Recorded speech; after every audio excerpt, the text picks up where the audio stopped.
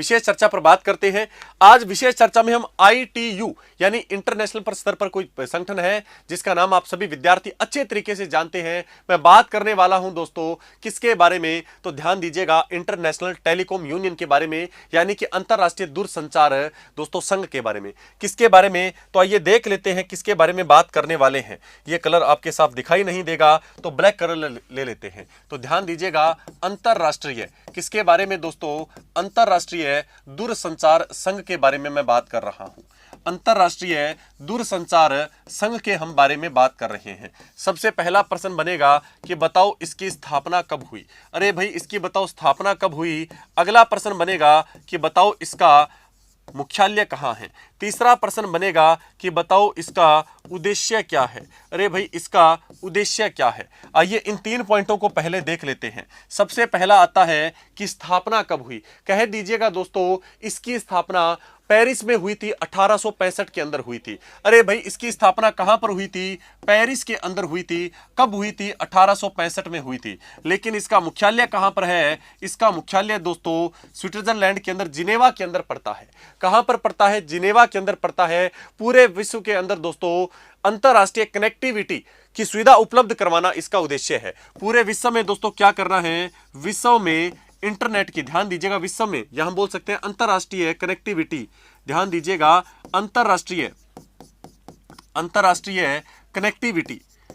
Connectivity सुविधा उपलब्ध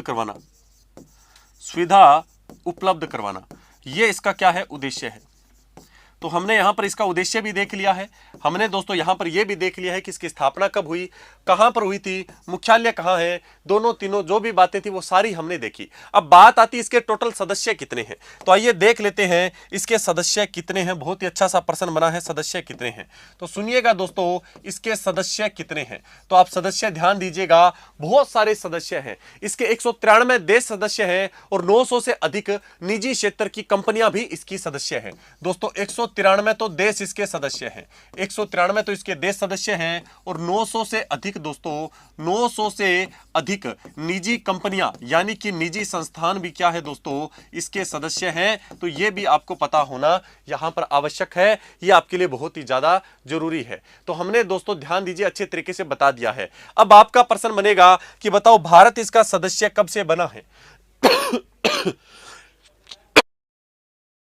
आपसे अगर यह पूछा जाए कि दोस्तों इसका जो सदस्य चुना जाता है, जो ये अंतरराष्ट्रीय दूरसंचार संघ है, इसका जो परिषद का सदस्य चुना जाता है, क्या भारत इसका कभी नियमित सदस्य बना था क्या। तो ध्यान दीजिएगा दोस्तों, भारत 1952 से लेकर 2022 तक इसका नियमित सदस्य है।